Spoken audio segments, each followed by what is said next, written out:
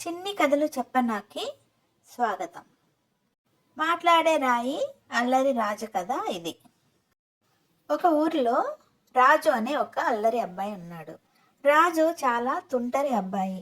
రాజు ఊర్లో వారందరినీ ఆట పట్టిస్తూ ఉంటాడు ఎక్కువగా. చిన్న పెద్ద అన్న తేడా లేకుండా తన అల్లరి పనులతో వాళ్ళకి ఇబ్బంది పెడుతూ ఉంటాడు ఎప్పుడు. రాజు అల్లరి పనులకి ఊర్లో వాళ్ళందరూ కూడా విసిగిపోయారు. అయితే రాజు మాత్రం ఏమాత్రం తన అల్లరి తగ్గించుకోలేదు ఎప్పుడు. ఒకరోజు రాజుకి ఒక చెట్టు కింద ఒక పెద్ద రాయి కనిపించింది. రాజుకి ఆ రాయిని చూడగానే ఒక తుంటరి ఆలోచన వచ్చింది. అనుకున్నది తడవుగా రాజు ఊర్లోకి పరిగెత్తి ఊర్లో వాళ్ళందరికీ చెప్పాడు, మాట్లాడే రాయి చెట్టు కింద ఉంది, రండి రండి, అది మనం ఏం అడిగినా సమాధానం చెప్తుందని గట్టిగా కేకలేసి ఊర్లో వాళ్ళందరినీ అక్కడికి పిలిచాడు. స్వతహాగా రాజు తుంటరి పనులు తెలిసిన ఊర్లో జనం మొదట నమ్మలేదు రాజు మాటలకి. అయితే రాజు రాయి వెనక నిలబడి అక్కడి నుంచి ఊర్లో వాళ్ళకి కేకలేసి పిలవసాగాడు. ఊర్లో జనాలందరూ ఆశ్చర్యపోయి రాయి దగ్గరికి వచ్చి చూశారు. రాయి వెనుక ఉన్న రాజు ప్రతి ఒక్కరికి పేరు పేరున పలకరించి పిలవసాగాడు. గ్రామస్తులందరూ ఆశ్చర్యపోయి నిజంగానే రాయి మాట్లాడుతుందనుకొని భయపడ్డారు. రాజు ఎవరికీ కనిపించకుండా రాయి వెనక నుంచి గ్రామస్తుల ముందుకొచ్చి నిలబడ్డాడు. చూసారా, రాయి మాట్లాడుతుంది అని అన్నాడు. గ్రామస్తులంతా రాజుతో అన్నారు, అవును, నువ్వు చెప్పింది నిజమే, కానీ ఈ మాట్లాడే రాయి వలన మనకి అపకారం జరగదు కదా అని అన్నారు.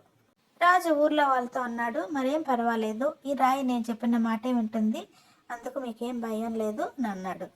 రాజు అలా అనేసరికి రాయి నిజంగానే మాట్లాడడం ప్రారంభించింది. ఏ రాజు, నీ మాట నేను వినాలా? నువ్వు చెప్పినట్టు నేను వింటానా అని గట్టిగా కోపంగా మాట్లాడింది రాయి. రాయి మీద రెండు ప్రకాశవంతమైన కళ్ళు ప్రత్యక్షమయ్యాయి.